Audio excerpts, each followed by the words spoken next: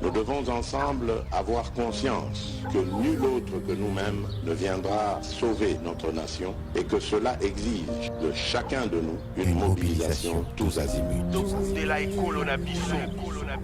Bana Congo, ekomitango to telema, to simbana na loboko, pe to sala pona ko bundela ekolo na biso, etando mobimba ya ekolo pe ko batela ndelo nyonso ya ekolo na biso. To sangana biso par ekolo Congo démocratique ezali ko bundisama na etumba eyo Rwanda ememi pe na makambo mabe, ko boma bato, ko nyokola bango nzela ya ba M23. Bazali ko bundisa biso, oeleko eye ekolo ya biso ezwi nzela ya botombwami. Kokabola biso mpe koyiba bozwi boye nzambe apesa biso. Makila mosopani mingi, bomoi bwa bato bobebi, zamba nde ezali kosunga molongo mobimba. Bomoi bwa bato bokomi mpasi. Tozali na ndingisa banso ya kobatela ekolo mpe lisanga mpona likamboli ya ekolo. Tosanga na biso banso. Totia pembeni makambo na biso to pe politiki. Tosanga na tobundisa banguna baye balingi kimia te nde likamboli ya biso banso tozala lisanga. Tosala ngele. Totika komona baninga mpamba mpe mbeba nyonso. Tolakisa motema mwa kosalisana na bandeko babiso baye bakutani na makama mabitumba. Tosanga na biso banso. Topesa maboko pe tozala osima ya bilombe babiso ba FRDC mpe na misala minene mia ekolo po ya kozongisa kimia mpe bokengi. Lisanga tobundela ekolo na biso pe tolonga etumba eye. Batela ekolo, bendele ekoya te.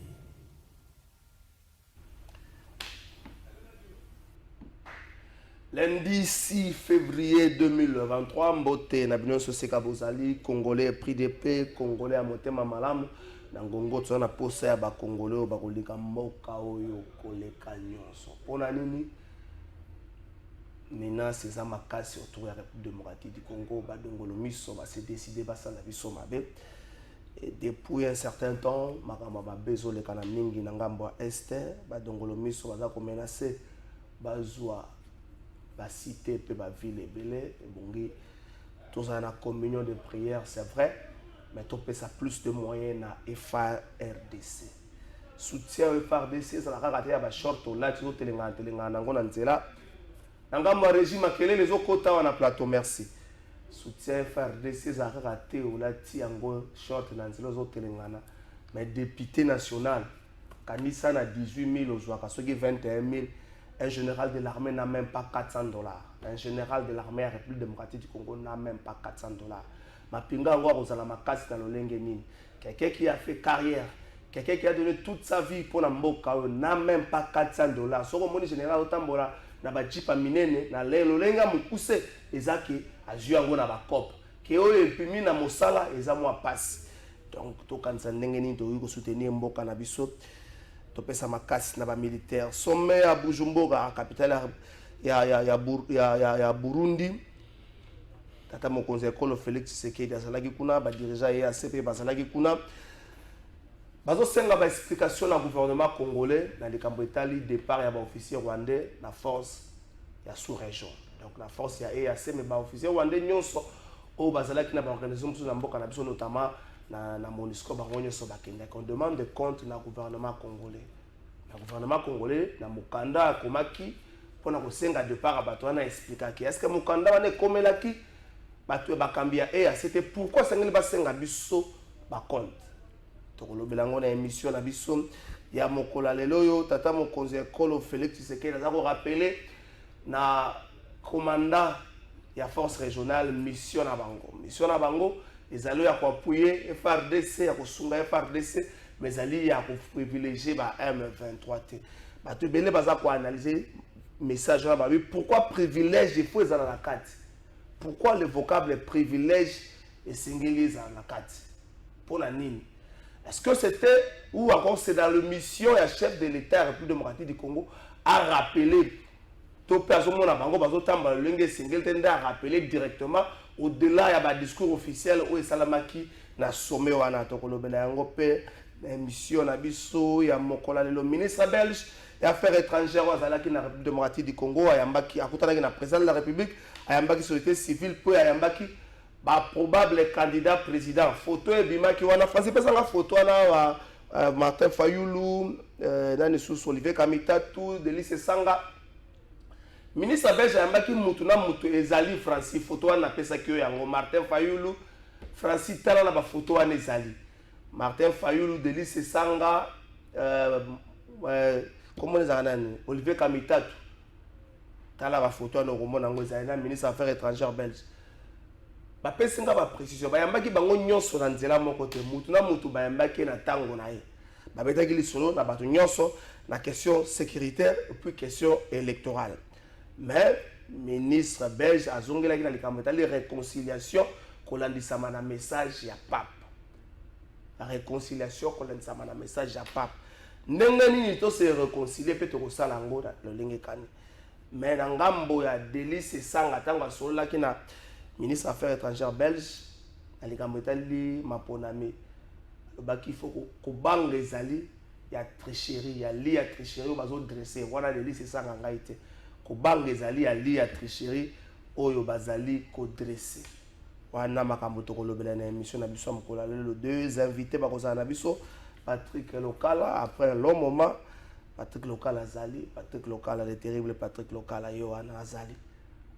manexi yenda na pesio makasi siko zali quel que soit durée à Boutou moi Paul sera toujours par Kobima donc zana makasi ozaya mobali botama mobali okufa mukolo moko okufa mbala mibale to okufa mbala moko na pesio makasi na bike bayike bazobanga ta kotanga kombo na yo na pesio makasi soki lisumu yali batindo pa juge naturel na yo okende kosamba ozali kamoko ya motu ya penza déjà Snell déjà Snell il sera 48 millions déjà Snell un beau garçon hein? Un beau papa déjà Snell mais à ce moment na terre à ce na clandestinité déjà Snell à ce moment na terre ba condamné par des fois que na comparaître était selon nous les awana ya 48 millions comment ça ntingi pululu nazo luko na kozwa na dipes na suka émission ntingi pululu yo lobaki soko moni maboko loba déjà zo gérer la distance akota ka soso ba bureau te ba condamné 48 millions zo mona na te et bongo molili we ko mikolo mo wera mala moi déjà Snell asombeli biso ba bateau de pêche ministre ba bateau de pêche somba moi mingi Francis asombeli biso ba bateau de pêche na mukanda wana ti asombeli biso ba bateau de pêche bateau de pêche en gros, il y a moins belé, combien 3 bateaux de pêche industriels neufs de 27 mètres, 3 bateaux de pêche industriels neufs de 16 mètres, 2 bateaux de pêche neufs de 12 mètres pour le lac Albert, 2 bateaux de pêche neufs de 12 mètres pour le lac Tanganyika, 5 bateaux de pêche neufs de 8 mètres pour le fleuve Congo et ses affluents. Dans ce cas, 3, 6, 8, 10, 15 bateaux de pêche au total. Donc, Maramama Boumou, tu résoudre un autre, merci la chef de l'État. Et puis bravo Naye, chef de l'État prometaka Maramama Boumou, tu résoudre un autre. Tu as un pio de oumeli na chambre froide. Et oumeli na chambre froide, bâti en gros format. En gros, mon abana, tu as ce qui va se lever un pio de bana, va se vimba. Ou tu dis, moi, dans d'autres, au final. Donc, à format, tu se lèves un pio de au moins. Tu vas merci na tata Mokonzi et Kolom. Avant. Tout cela Francis photo nous en ango Francis tal la photo na ya Martin Fayulu na suka Olivier Kamitatu et puis na Ezali tikava na un deuxième invité à Kota na osenga élément moko ya Asbel Lekinois o babundaki pour la réhabilitation et école ya force navale ngambo ya Ndolo Asbel Lekinois bundaki pour na yango. Merci na ministre Tony Mambao ya mipesi pour être école wana esanga bota la résumé ya musala Asbel Lekinois salaki bana bino boko mona oyo ba kotanga na condition moko ya difficile vers la réhabilitation et la modernisation de l'école du Comforce Naval à Kinshasa. Les cris de détresse lancés par l'ASBEL Lekino a été entendu. Le ministre de l'enseignement primaire, secondaire et technique et PST s'est rendu dans cette école où étudient les enfants des militaires dont les parents sont francs ou tombés sur les champs d'honneur. Et c'est une situation qui date. Oyo Mokonzi Mboka a hérité. Tangu Tosali Mokonzi Mboka rapport, il nous a instruit, Yako Kita sur terrain, qu'au visite. Tout est parti d'un constat fait sur le terrain par les coordonnateurs de l'ESBEL Lekino et la présidente de l'ESBEL, Telema Mwana Mapinga. Bob Amiso et Christella Kiakuba ont réalisé que cette école est dans un piteux état.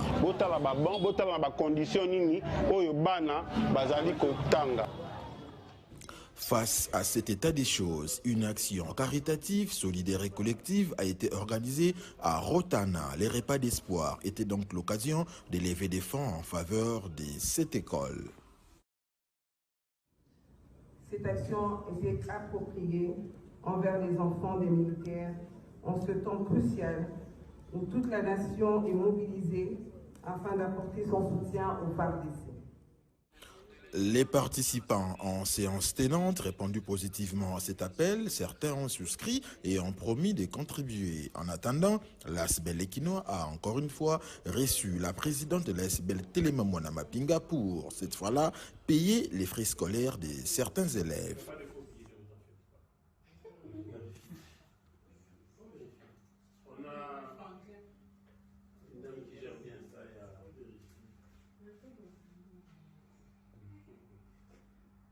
Vous savez qu'il y a d'autres jeux d'art avec des étoiles, donc souvent on vérifie comme ça. C'est pas seulement les faux billets, mais également quand il y a une étoile, c'est quand même compliqué. Parfois on déduit en fait dans l'argent. Structure qui milite pour les intérêts des Kinois et des Kinshasa, l'ASBEL Lekino n'est pas à sa première action en faveur des enfants des militaires. Le 26 décembre 2020, par exemple, l'ASBEL Lekino a célébré la nativité avec les orphelins des militaires au Kankokolo. Merci Francis Beya, j'espère bien que vous avez photo. Merci à Patrick Local à la PSU Mbote.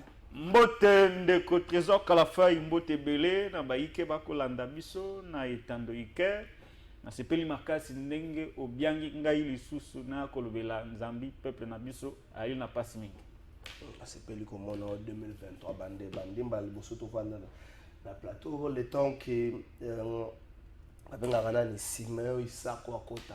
On a déjà Snell, c'est sur la 48 millions. Félix c'était. Oh papa, déjà Snell batiega na novembre wa mbongo na chaki. Oh. Et bon les sous meza mutachaki. Na tout tuna te. Na chaki. Po mbongo wana selon ba enquête to sali. Ezate ka yibiango mikolo tango bachi. Bon, la question que je me pose. Aner ezala rapona okanga Patrick Lokala. Comme menacer trésor Kalafai.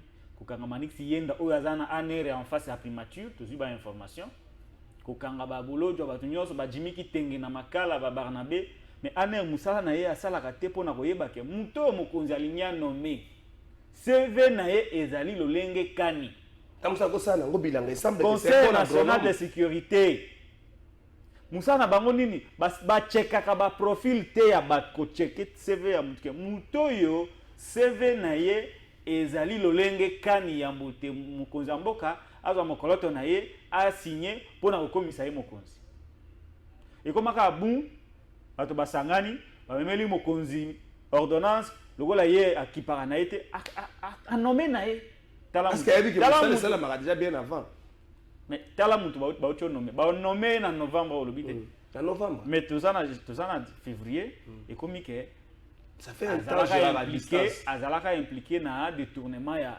48 millions. C'est les gens chance 48 millions de dollars. Bon on a le baté que ça Félix. So talipé bien beauté na yo wana mona poto. Ba beauté wana ya ba bota bana poto ba melaka biso na président. Ah na kisasa bana bazali. Ba beauté wana tala. Muto boyo ko pese confiance ndenge nini? Oh, ezo mona na papa mutolinete. Balobi c'est un bon agronome. Tamso ko sala ngobilanga. 48 millions. Vous imaginez? 48 millions batumoro basangani ba yibi yango. mais awa nde toza na Congo eba tozopela na groupe soki déjà na ville soki dans na ville bato bakomopela na groupe bongo na Kinshasa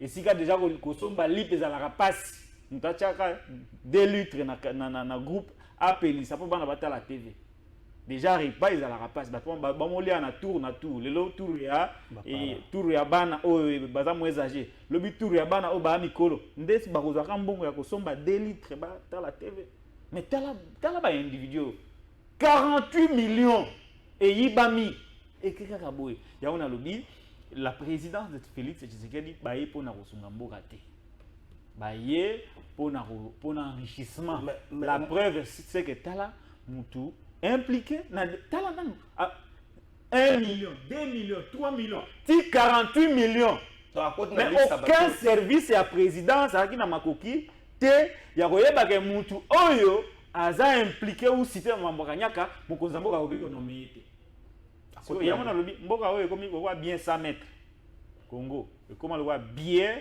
100 mètres donc soki kaka bashekulaire basangani ale babi shekulaire oyo nano barécompense te pas barécompense mosusu bautaki onome awa omoni na Bruxelles afrappaka soki 11 millions d'euros nakala so to banome ye mindele bavandi basaleli reportage est-ce que service à présidence c'est ça la gâté pour na koyeba ke muto ali moyibi mokonzi mboka akotombola ye po na nini ya ona lobi nyonso wana eza Félix fruit de l'impréparation fruit ya makambo nyonso toyebi il fallait pas omoni ona loba je vais nommer bango batikalaki kozala reprocher te na frappe na niveau ya mikili na poto baye kolango awa na Kisasa banani bato mosusu banome bango non les problèmes yango tozoloba te les problèmes maintenant tolobeli yango mingi il faut qu'on arrête l'hypocrisie de dire aux gens que le problème est à collaborateur à Félix Tshisekedi. Le problème est à Yémoronan.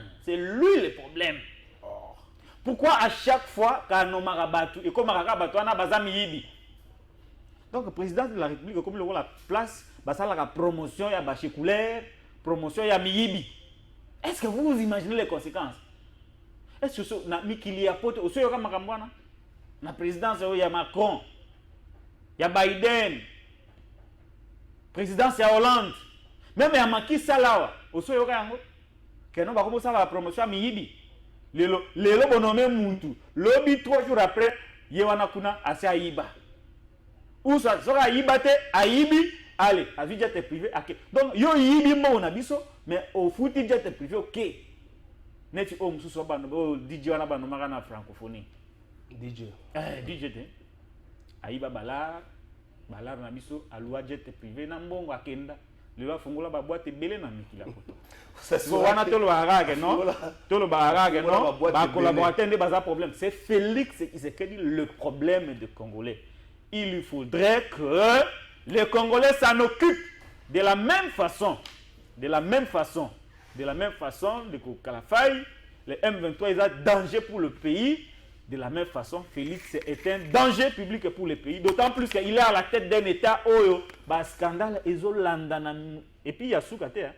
J'ai évoqué au départ ici, en coulisses, il m'a dit chaque mois, il y a un détournement, un scandale dans la présidence. Qu'est-ce qui n'a pas été fait dans la présidence? Qu'on violait Bassia Bato, Kagabango. Prochainement, Félix était impliqué dans le viol. Kokene na ba banque awa kosala babengi ko rançonner ba banque bakanga moko la main dans le sac eloko nino ya mabe bango nan basala ngote na présidence yebisanga nan bango moko ko brader signature ya mokonzi bazo falsifier mokonzi akangi photo secret na président Burundi yaka na butu awa bango bakanga ye photo batindela Paul Kagame eloko nino bango basalite nini basalite ya mabe na présidence de la République soufachi problème eza bango te le problème c'est l'individu Félix Tshisekedi lui-même d'autant plus que les Congolais va comprendre que Félix a un problème ya mboka oyo makambo okende liboso te parce que ils ont tout fait qui mérite une sanction sévère.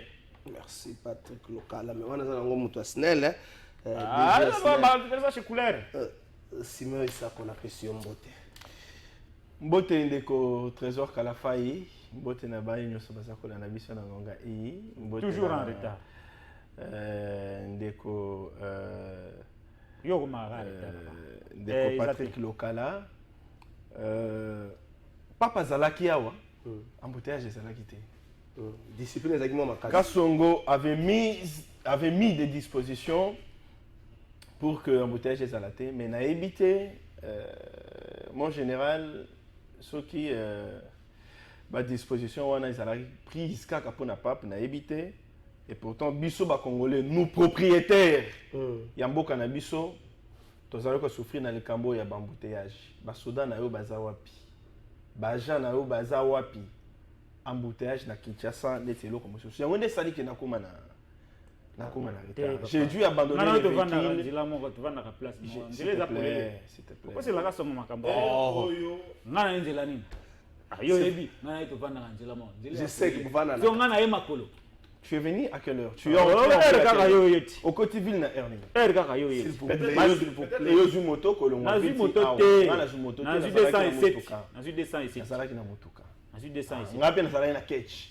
Alors tokangami na embouteillage. Embouteillage ezaki papa. Na bimi et puis na ye awa. Donc tant aux autres côtés wana, ba bazana ba bureau ba vandi sikoyo. Ceux qui ont connu les mêmes problèmes que moi, bazana kata komona eux koza moins sérieux comme d'habitude. Parce que toi, en entrant sur ce plateau, en entrant sur ce plateau, non, aucune de quoi s'il vous plaît, local, la protéger, non, aucune de quoi ça bilobela. Moi, j'ai noté depuis un temps que la pratique, il y a un déco local, cible principale na ezalaka Tshisekedi. Dans tout ce qu'il fait, dans tout ce qu'il dit, dans tout ce qu'il dénonce, il faut que ça la raccordement na kombo ya Tshisekedi na mitunaka. C'est une occasion aïbisa ba congolais ba baza kolanda ye aïbisa bango problème na ye oye azalaka nango na Tshisekedi ezalaka nini peut-être que bazalaka na dossier privé au bawela to yebaka te. Comment expliquer que moto sala boye? Moi je parle de Tshisekedi. S'il vous plaît, moto sala boye Tshisekedi. Oya sala boye Tshisekedi. Oya détourné Tshisekedi. Oya sala boye Tshisekedi. Kore bakati mai na parcelle ye Tshisekedi. Moto moyibi ayibi na parcelle na ye Tshisekedi. Donc pour lui na makamonyo soza ko sala il faut qu'il raccorde toujours kombo ya Tshisekedi na kati na yebite sokaza na processus ya koluka buzz na yebite. Mais ndeko sengeli ayeba que là où ba droit na ye ba liberté na ye ezali ko s'arrêter de place ya moto mosusu pe ezali ko sala nini kobanda na makambo to akosala esengeli to zala kana ba limite ndeko jusqu'à quand on va continuer que soit chef de l'état le la cible na yo na makambo nyonso za kosala Tshisekedi butumoyi Tshisekedi pourquoi toke Simon Salio nini toke Simon makambo ya DG ya SNEL 48 millions makambo ya DG ya SNEL d'abord il faut que que DG Asnel, au moment où nous parlons, il vit en clandestinité. Ça fait 2 semaines. Azo diriger à distance. Azo diriger à distance. Azo comme un bureauté. Parce que, Batindela qui est invitation, à qui n'est que comparaître dans ma gestion Kayombo, à Boyi. 7 directeurs. Dans l'ancien directeur général Kayombo, dans audition qui bango c'est qui l'actuel DG. Il faut dire d'abord qu'il y a un comité Kayombo l'actuel DG était DGA.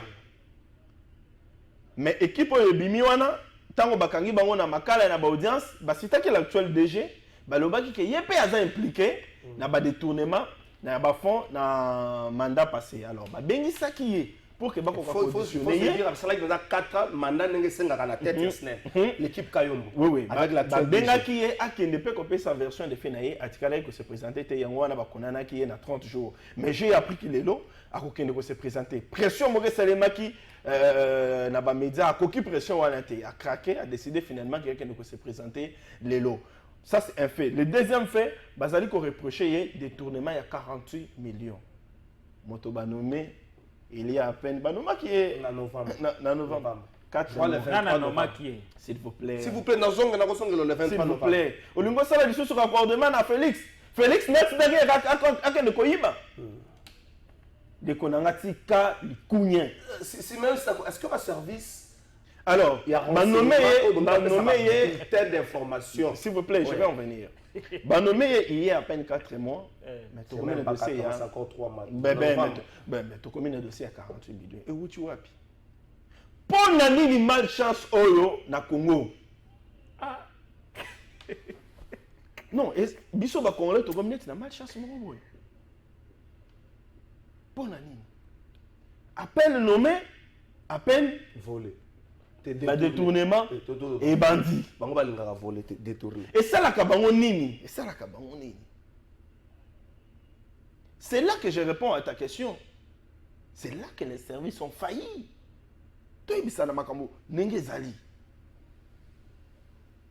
Quand c'est noir, il faut dire que c'est noir. Quand c'est blanc, il faut dire que c'est blanc. Bulletin wana, par rapport au la nomination.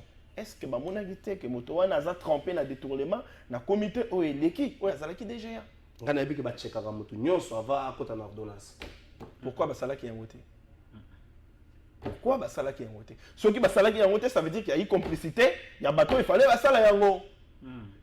Basali Moussala na Bango, le col et le mobanité. Et pour ce faire, il faut qu'il y ait des sanctions. Il faut me sanctionner Bango. C'est un bon agronome. Mais agronome, il faut diriger SNEL Nengenini. Non, beaucoup de gens na lobi boye. SNEL, nous avons une société technique. Agronome, wana, il faut diriger SNEL Nengenini. SNEL est une société technique. Ça veut dire que ma camarade courant, banini, attanga yangote, ayebi. Tout ça là, attends, il y a des hommes maîtrisés l'agronomie. C'est la biso bilanga munene. Bilanga munene. Basango ko yako bima lokala to suki sa dossier. Donc, pour nangai, bandeko basongaki mo konzamboka te avant nomination, il faut bazala sanctionner. Vous êtes, il faut bazala sanctionner pour que bakoka ko songa biso pour qu'à la prochaine pour vivre makambo ya boyete. Merci. Donc là, vous êtes David Simon Sako, il faut que sanctionner, la service de sécurité. Mais na moi biscuit nanga. Oui, il n'y a pas de problème. Il faut que sanctionner la service de sécurité et qu'on permettre à ce que Malasima, ceux qui basent en mission, il y a que checker mutu pour un poste de responsabilité, surtout que mutonga ko zala na kati ordonnance, basala musa na bango na ndenge sengeli complaisance ezalate. Merci beaucoup Ndeko Trésor Kalafay. Mon problème a commencé avec Ndeko Félix Tshisekedi Mokolo Oyo Zelaté. Malobate. Vous avez un problème personnel de l'État? Oui. Omni. Pour azoka mamboka na biso mabeti. Na secteur nini? Ma secteur nyonso. Tobanda, na secteur nini? Secteur éducation. Secteur sécuritaire. OK. Wapi Bunagana? Non. Wapi Kitanda la police a le secteur par secteur. Comment on a OK, le secteur par secteur, on a répondu. S'il vous plaît. Ala na sabiso. Neneni moko samboka mamboka mabe. S'il vous plaît. Secteur par secteur. S'il vous plaît. Non, mais les après. S'il vous plaît. S'il vous plaît. Secteur par secteur. S'il vous plaît. Dans la police a dit. Zonga la moto. Dans la maîtrise. Dans la police a dit. On est la maîtrise que ça la JTT. S'il vous plaît. Dans la malobati. C'est OK, on a sécurisé. Donc mon problème ndenge ba congolais nyonso baza na problème na Ndeko Félix Tshisekedi banda mukolo ye andima ko kamba mboka na biso na élection oyo ya bimaka na no président selon Martin Fayulu. Pe azo kamba yango mabe nde mukolo problème ya ngai na Ndeko Tshisekedi banda. À partir du moment où celui ne mutazo conduit mboka et kazo conduit yango mabe, je suis obligé de le dénoncer. Il est redevable vis-à-vis nangai, vis-à-vis à Congolais nyonso. Il est redevable. Ce qui a tika ko gérer ferme à tata na ye nansele. Angala mo nangate. Ce pays n'est pas un héritage de la famille qui se kedo ke bango bazo gérer biso kangaminoko. Te zolo kabez. Pays oyo za ba Congolais. Ce qui a gérer ngo mabe to kolobela ye. To kolobela ye monsieur. Ça c'est de 1. De 2. Au moins, il m'a dit que Azoloba nanga ke ba service azalaki faillible. Azoloba ye mutalo bien ba service na bango ezalaki faillible. Mais soka moli kama mabe dénoncer te. Zelate. Soka malembe. Comment Félix a pu garder ba service faillible pendant 4 ans? Oyo bazoko kate ko sala bulletin d'information pour lui dire que muto yo lingi ko nommé azalaka impliqué na moyibi ou cité na moyibi qu'on nomme yete. Il y a une autre analyse qu'il faut compléter. Tango mususu, parce que ba service ba lobarate. Tango mususu ba service ba sala comme ça malamu te, mais est-ce que Félix Tshisekedi atanga kama kamba service ba komilaka ye? Parce qu'il est pris en otage par ba chekulero ba utamikili. Est-ce que atanga makambo mbelu akomilaka ye? Atanga makambo bukasa akomilaka ye? Atanga makambo DG akomilaka ye? Atanga makambo ba service d'intelligence secret nyoso bakomilaka ye? Est-ce que ya atanga kayango? Ça c'est un autre problème. Parce qu'il est tout le temps dans l'avion. Tout le temps. Mais ce qui attanga, ça veut dire que comment on peut dire que dans un pays service nyoso c'est zamabé. Bapé ça ba information te. Pour y battre que mutoyo azalaka moyibi na nommé yete. Mutoyo moralité na ye ezali boye na nommé yete. Donc tout le baka service tout bazamabe Félix Tshisekedi muta bien. Troisième chose, il dit ici que Moutouana oh le loi a invité na patrie. C'est un agronome. Et il dit comment on peut nommer un agronome à la tête d'une société technique. Mais c'est ça justement la problématique. Comment Félix est arrivé à nommer un amateur? Non, mais il a passé 2 ans. Oh là là! Comme je suis dans son raisonnement. Je suis dans son raisonnement. Comment Félix est arrivé à nommer un amateur? Na Moutou Yasnel. Ceux qui aïba quitté que Moutouana aïba ou soit impliqué dans Mambo, vous citez.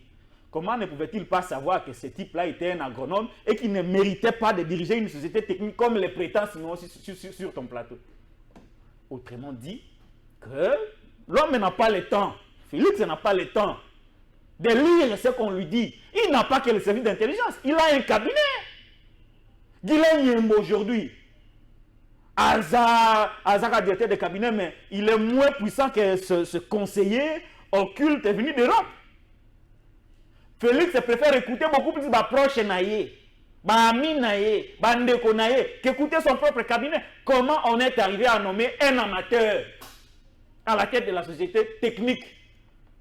Et puis on peut clairement à la télé comme ça, avec légèreté. Comment on est arrivé là? Pourquoi nous disons ceci? Nous avons parlé du casting. Nous avons parlé des réformes. Mais le problème du Congo aujourd'hui est Ndeko Félix Tshisekedi. Merci. Félix ne mérite pas de diriger ce pays. La preuve, nous avons besoin d'un président de la République qui lira les notes techniques que les services lui produisent.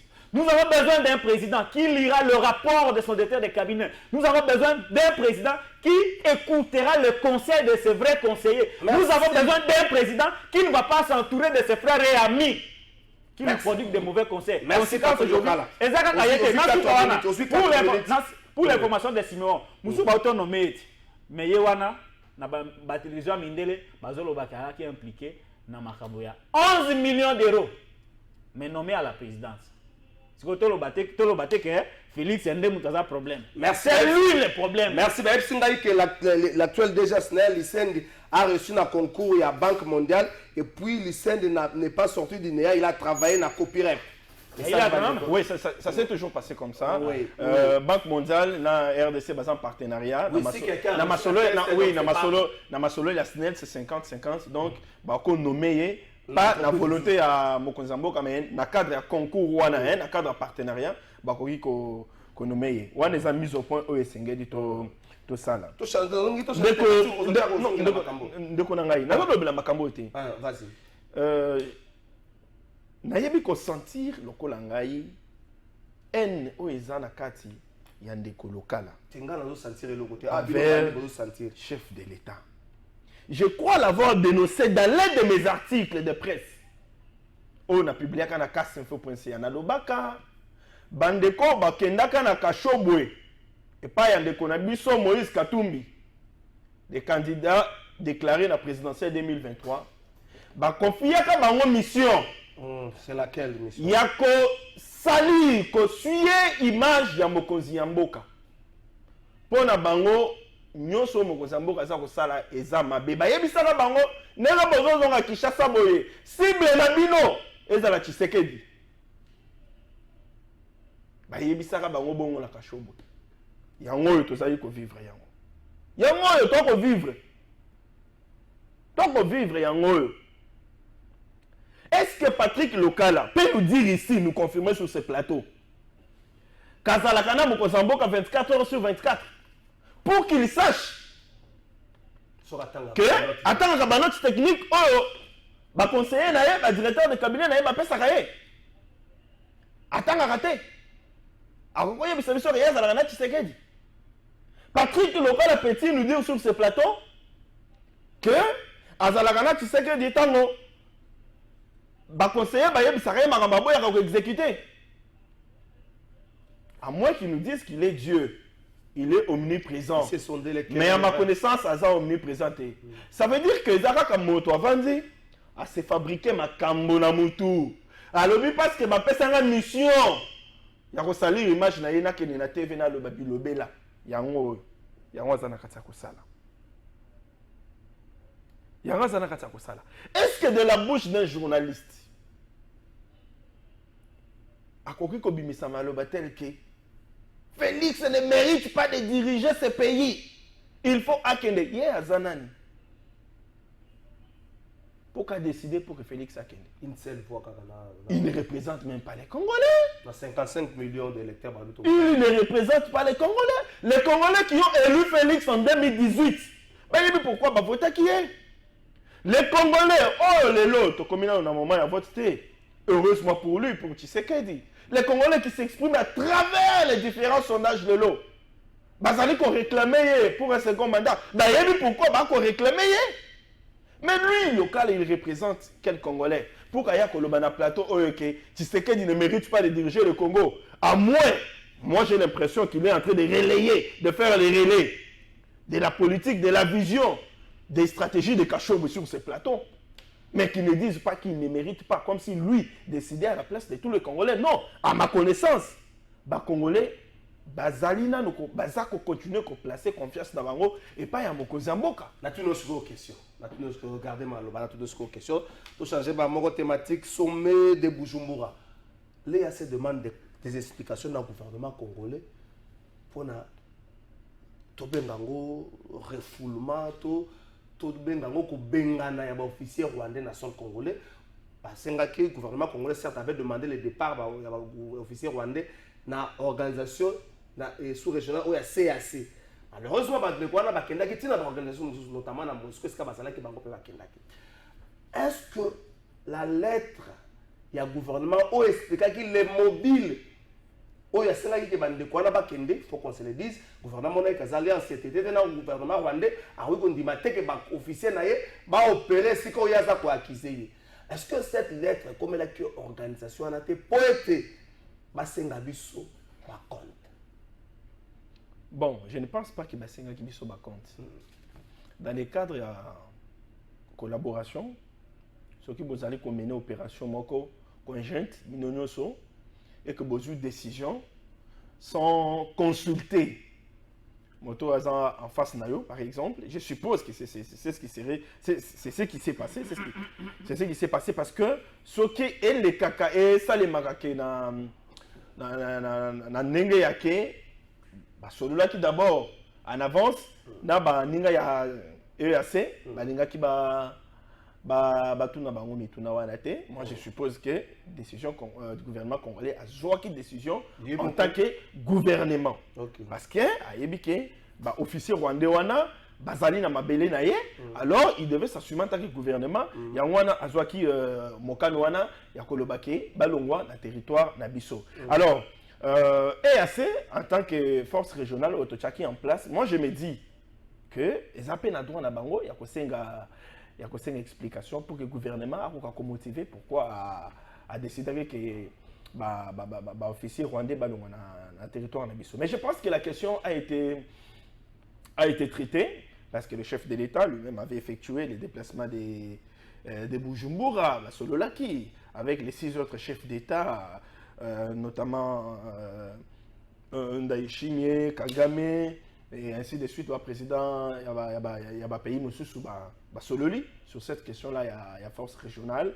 Et puis, mesure pour rendre cette force-là plus efficace, de sorte que cette question, il y a M23 et qu'on prendre fin. D'abord, qu'on stopper, ensuite, qu'on dans quelle mesure, qu'on mettre définitivement fin. Dans la question, il y a insécurité. Donc, le Cambodge est qu'on tracasser bisoma mingité parce que c'est normal. Ceux qui ont dirigé et comme on a une décision, peut-être on a consulté à côté. C'est normal. 1 minute 30 na baki selon.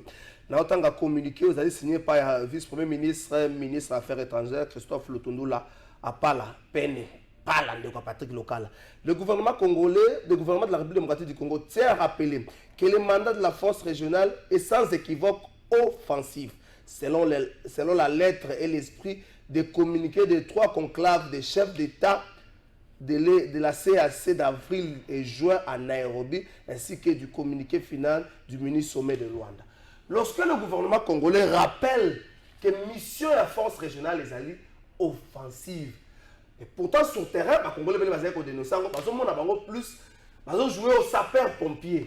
Est-ce qu'il n'y a pas là une complicité de la part de la bande de côte éviter? Je crois que le chef de l'État, il y a une vidéo et tamboli dans les réseaux sociaux, tant le chef de l'État a interpellé responsable il y a opération wana na Bujumbura, c'était avant-hier, tant qu'on a interpellé et pour nous dire que vous êtes chez nous, beaucoup de côté qui la place na Rwanda travailler pas pour que un jour les Congolais s'en prennent à vous, parce que l'objectif ce n'est pas que les Congolais puissent s'en prendre à vous. C'était un message au Félix, tu sais que dit chef de l'État, Azalaï Kopé ça responsable il y a force régionale Wana. Et donc tous nous sommes au regret à constater que la force qui venait, la force offensive et community force tampon. Community force tampon, il y a ça là qui avancer alors qu'en réalité, voilà, alors qu'en réalité il fallait attaquer pour que ça là pour que l'ennemi a na belé na biso a kende situation on a insécurité et qu'on là complètement. Mais on a tous vu la réaction du président Tshisekedi avec à ses côtés le président kenyan. Et donc tous nous avons déploré ça. Même le chef de l'État l'a déploré parce qu'on l'a vu clairement. Moi, je crois que au jour à venir, Tokoki Koleka n'étape Mosusu Yamakambo.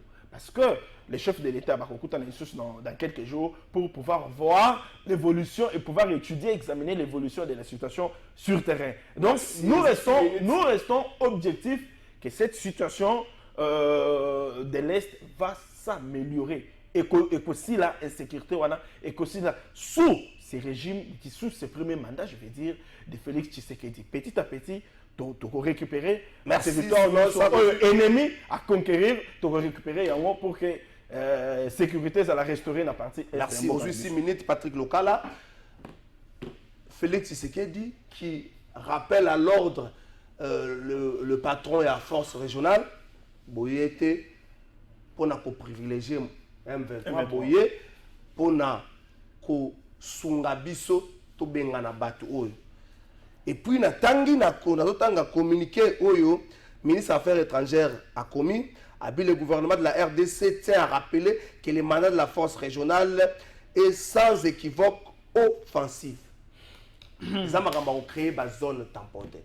On nous demande des explications pourquoi tu as dans une organisation où ici, tu as moins 5, moins 7 ans, tu as une décision pour exécuter. Mais tant que tu as retourné, mon frère, je ne peux pas revenir sur ça, mais il y a pourquoi ça qui passe que c'est étiqueté. Siméon, tout comme Félix Tshisekedi, est dépassé par les événements. C'est ça tout simplement. Les Congolais ont retenu quoi de l'analyse de Simon Isaka? Libungu Toulou. Alors je vais vous démontrer Siméon. Non, rencontrer Ngai. Au Salagana nini. Et l'eau quoi? Allez na recadre plateau nyonso. Oh le canapé na koloba buzoba. La sécuriser s'il vous plaît. Vous allez calmer, eloko ya liboso gouvernement na bino balobaka ke batroupe rwandaise bakosala partie te ya force régionale. Batikala kosala partie te. Zala calme te. Zala calme. Pourquoi tu t'agites? Non, mais je te recadre aussitôt. Gouvernement na bino balobaka bongo ke force régionale barwandais bakozala na kati te. Tolobaka na bino ke barwandais bakozala na kati. Boboyaka yango. Communiqué à FARDC otaki kobima pour nous annoncer que ba élément ya troupe rwandaise obalaki na Kije ya Goma dans le cadre de la force régionale basanini balongwe parce que le gouvernement a signé balongwe. Entre-temps, il y a un mensonge beaucoup sakabiso ke bakozala te, mais l'armée vient nous dire que bazalaki. Ça c'est la trahison, cher ami. On parle des officiels. Zala calme te. Zala calme. On parle pas des troupes. Zala calme. Zala calme. On va faire des magouilles. Où est-ce que vous avez déjà eu les officiers venus sans troupes? Ils vont officier qui? Hein? Bakoyaka boye pour les besoins. Tout ça, on a militaire à rater. Officier a 100 militaires. Il y a un ça la spéculation. Mais ça là, on a la calme. S'il vous plaît. La Facebook, la Twitter, la plateau. Zala calme. Nous coûtons à l'Ibossé. En tout cas, là, journaliste, c'est spéculation. S'il vous plaît, Siméon. S'il vous plaît. Gouvernement Nabino balobaka bakozala te. Arma ye koloba oui bazalaki to sengi bango balongwa bazongi déjà. Et yeko bakisama. La communauté est assez balobi pona nini bobengani ba Rwandais. Alors que bino boloba ke ba Rwandais bakozala te. Bakomo senga bino ba explication ndenge bobengani ba Rwandais o bino boloba ke bakozala te na force régionale. Azo démontrer au malin ba comprendre que vous avez dépassé. Eloko mususu ndeko Félix alobaka na biso que la force régionale va kokota par Uganda et le M23 va voir ce qu'il va voir par Bunagana, par Uganda et puis Bunagana. Alobaka ngo na Libanda. La vidéo existe. C'est-à-dire que pour na bino bolobaka na batu ke force wana ekozala force offensive. Les commandants ya force régionale obaka nini eza force tampon et qu'on vende entre les M23 et les FARDC. Nous avons une zone à Mouninga à réalité. D'où vient le mensonge à que Christophe nous la peine à parler au que non ils ont la force offensive. Et où tu vas? Si c'est rappeler ma mission. Eh les alaka bongote bayoka na bongote papa. Bayoka na bongote. Les commandants papa, je débat avec un journaliste. La vidéo existe. Les commandants à force régionale à Lobaranini. Nous ne sommes pas venus combattre. Nous sommes une force tampon. Toyeko Kabola. Tovani na katika lokola arbitre. C'est le commandant qui a dit, ce n'est pas le Kala qui a dit. Je n'ai pas inventé ça. D'où vient le mensonge de Lutundu là? La preuve. Ce qui va pour Nagobunda. Et le chef de Zala calme. Zala calme. Zala calme. S'il vous plaît. Sinon, on s'entend la réplique. Si c'était une force offensive, Banda Baye na Congo, force régionale a vu combien de localités? Et si quand Basali Bitumba, et là Basali ya mna nizako sala ubongisa ba izina mai na partie est. Et si quand Babundi, si c'est une force offensive, Babundi wap. La preuve sous la force régionale, FARDC bazwa ta localité mon côté. Banda force régionale Baye. Mais Baye 23 bazui ki Tchanga avec plusieurs localités sous la force régionale. Bazala que pour na opekisa bango. Nazo continuer. Yemoko mokozi na bino Félix Tshisekedi. Aye koloba non. Force régionale est botika pour favoriser M23. Ah bon? Donc force régionale oh ya lobaka que za force offensive et yende pour favoriser M23 contre le Congo. Mais Félix a se plaindre devant un commandant. Sougisa 1 minute. C'est pour vous dire tout simplement que Batu Oyo Bala qui préparait pour gérer la chose publique. Comment un président de la République Oyo ayebi ke mutu andai koloba na yewana as un interlocuteur na été. Lui il est chef d'État faisant partie des États membres de la communauté East Afrique. S'il a des mécontentements à exprimer par rapport aux opérations menées sur le terrain par la force régionale, ce n'est pas un commandant de Félix Aoui qui ne connaît la bongo. Botika, Kusunga M23, Azolela. Botika, Kosunga M23, Boyaki Awa, on a Kosunga Biso. Premier message, à l'objet que Force Régionale travaille pour les M23. Parce que alors, Botika pour favoriser M23. Deuxième message, Azoloba que Azan armée. Tant Azoloba, Boyaki pour na aider Biso, c'est-à-dire Biso, na Félix, na armée, Tozo Kokate, des Forces Régionales aïe, mais aïe pour na aider Biso, à cause de la yangote, Azo Sungande M23. C'est ça le message de la chef Nabino. Troisième chose, au moment où la population refuse la présence de cette force régionale au Congo, Félix Asignaki, pour pas que ça va troupe, la force régionale, oh, bako bundate. Mais baba qui ça va troupe, bazo bundate. Entre-temps, population naïe bazo boya. La preuve, le long na Goma, ndetolo banuboy, na Goma. Peut-être yo yebite. Vous avez dit, mais au Goma, peuple a manifesté contre le M23, contre le Rwanda et contre la force régionale. Mais entre-temps, Mokonzi Nabino Tshisekedi Andimi, Baba qui c'est la force ya Bundakate, Baba qui c'est le Mapinga. Mais tous les experts lui disent merci. Qu'une situation de la guerre, ce n'est pas une force étrangère qui va la gagner. Il faut réformer l'armée, il faut qu'on soit Mamandouki, il faut qu'on motive les militaires. Où est passée l'armée? Oh, il y a une mission, il y a pour défendre l'intégrité, il y a un qui le lot. Donc, combien un État malade qui se fait aider par des gens qui sont hypocrites, qui ne viennent pas nous aider, mais qui viennent nous enfoncer. Merci Patrick Lokala, merci. Bonjour Trésor. Et donc, les présidents chiffres par ceci. Félix Tshisekedi 10 secondes. A un problème au même titre que la force régionale, au même titre que le M23, au même titre que le Rwanda. Merci. Il faudrait que les Congolais n'aient l'élection à Koya, parce que la main sont portées. Il y a dans la Libanda, comme ça, nous aurons un président qui sera à mesure de résoudre ce problème en un clin d'œil. Merci Patrick Lokala. Bonjour Trésor. Le président Félix Tshisekedi, jusqu'à présent, solution exacte na Est et Ambo Cannabis Sosiko Topesa. Il y a chance na 2023 tout ndeko il y a union sacrée ndeko union sacrée ça atteindre la jeunesse na plateau. Bonjour ndeko Trésor pour nangai il faut l'état congolais akoma kopesa mutu nyonso oyo peine de mort même si aza policier po boyeti wapi koyiba eleki mingi ndeko Moïse Bola. Bonjour Trésor, pourquoi mboka oyo il faut kaka bakonzinde bayibaka bazoyiba kolekana bana ya zando. Merci Ndeko. Bonjour Trésor, Eza Papa Jean, ancien cadre, il y a UDPS, Eza Soni Maka, papa, ancien cadre, Eza Soni Maka, c'est comme on a union sacrée. Oyo biso toye baki lelo ekomi na miyibi ya mbongo ebele boye. Bonjour Trésor, na bumbu kulune leki bakomi kubunda ata na moyi makasi wapi la police. Même on forme même na babenga oni na livulu na mbanzalemba kulune leki makasi na mbanzalemba kuluna makasi. Simon Isako. Est-ce que la population de wali ni kuluna? Wapi na Goma? Goma. Bazo boya force. Oh Félix alinga bakisira ba troupe. Est-ce que là, est-ce une expression, il y a des Congolais, surtout avec ce qui s'est passé hier, un hélicoptère et un MONUSCO attaqué, il y a eu mort et puis il y a eu des blessés. Est-ce que les sommets ont commis au Kende, toujours à Nairobi, toujours à Kenya, toujours à Nairobi, Luanda, Tokena, Bujumbura, et c'était une sorte de distraction. Est-ce que là, c'est une bourde pour les Congolais?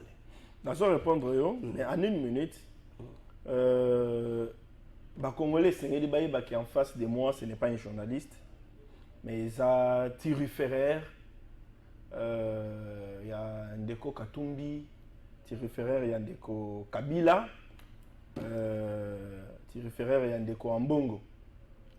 Mikolo, on a comme un cardinal Ambongo a commis parrain.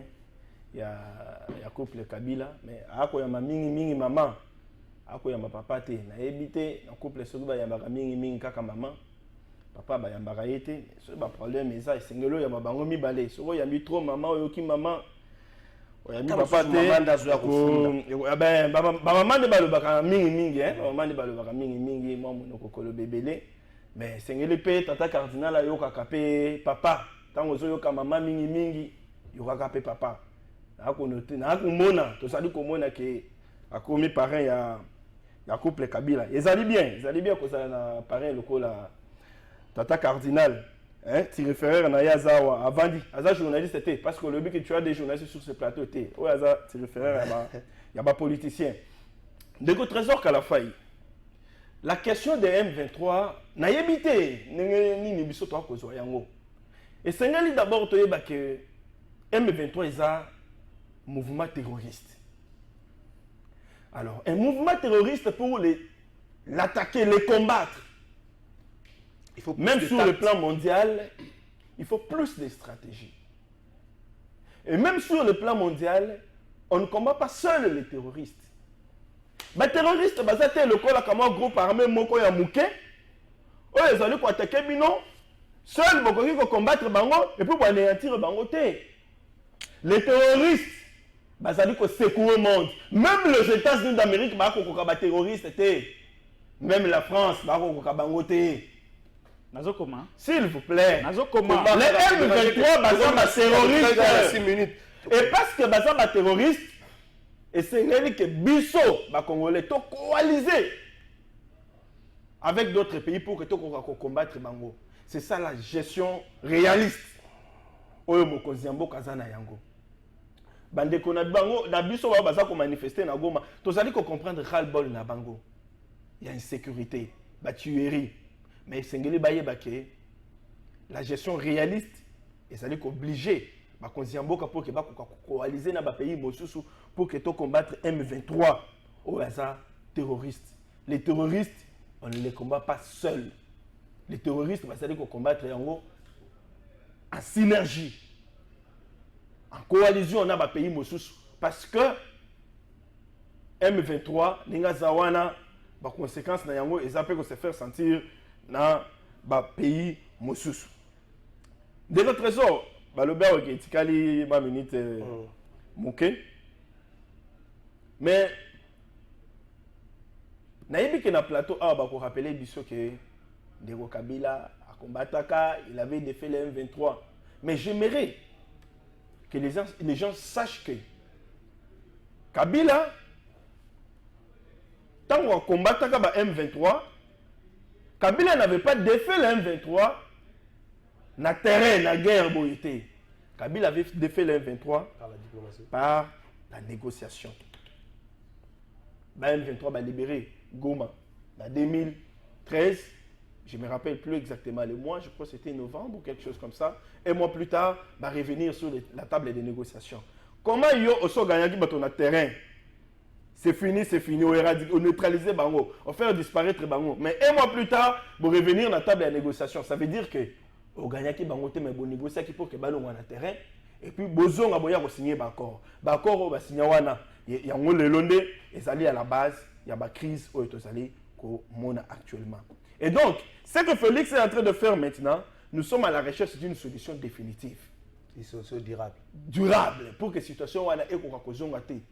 Tout le monde qu'on revivre yango ta président on a payé alors que le qu'on revivre yango le rôle yé à vivre mauvaise gestion de la crise le rôle la Kabila Jiraki yango mabe alors on a allé qu'on profiter na moi minute etikali pas na ngai parce que une minute à biscuit na yo voilà biscuit na ngai c'est une bonne nouvelle on a allé comme là ba congolais toyebi que mokonzambo keza ko ça les belé na ba secteur rebelé secteur ya éducation secteur ya santé secteur ya sécurité azali pe ko ça les belé na secteur ya pêche et élevage to bando le bela makambo ya ba bateau de pêche le col ndoto mais awa tozali sukoyo semaine prochaine to signer contrat officiellement na établissement yetu et puis société espagnole Areza pour que la société wana bakoka ko construire et puis ko livrer biso ba bateau de pêche voilà ko memela biso ba bateau de pêche processus to bana koloba awa sikoyo to komi merci na finition na yango ba bandaki koloba to kozela sikoyo taya bango koloba awa to komi sikoyo na période ya to komi sikoyo na période ya stabilité to komi sikoyo na période ya stabilité to komi na période ya stabilité sala sikoyo nde eloba to komi sikoyo na période la développement ya pêche industrielle to ko signer contrat dans quelques mois ba bateau de pêche ekoya na mboka na biso ndeko lokala kenda koyebisaka Shobwe que la semaine prochaine tu vas signer un contrat dans quelques mois. Merci Simon Sako. Patrick Lokala Souki.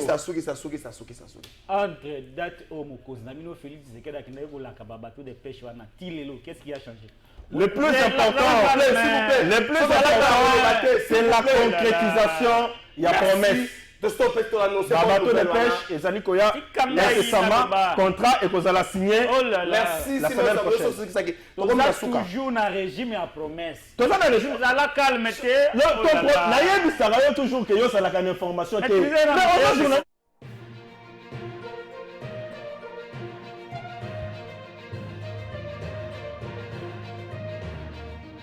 nafunda sikoba tata mokonzi ekolo ofunda oyo bato bafunda lelo population de esengi yango na moto azwi joue na ye azwi nini na ye ntango papa koma kotuna situation ya famille mwana oyo afundaka bato ngana se présente lokola mwana wana bandiko mesembela nazofunda bato misato moto ya liboso nazofunda ministre ya tourisme président de la république ministre ya tourisme awutaki semaine touristique na Lualaba. Il semblerait que Mbongo Bimaï kuna pour la semaine on a 3 millions.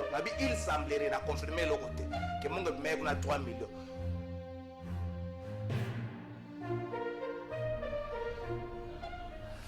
Merci tata mokonzi ekolo mwana afunda kabatuaye tata mokonzi ekolo kofunda lelo na kofunda assemblée provinciale ya Kinshasa pour la légèreté na bango na musala ya contrôle parlementaire tata mokonzi ekolo na mwa tangu muke ya sali de la vice gouverneur ba descente na to ko comprendre que ma be ya Kinshasa ezali ngobila kaka te ezali plus assemblée provinciale légèreté l'équipe makasi tata mokonzi ekolo Shadari nous a appris à suspendre l'assemblée provinciale.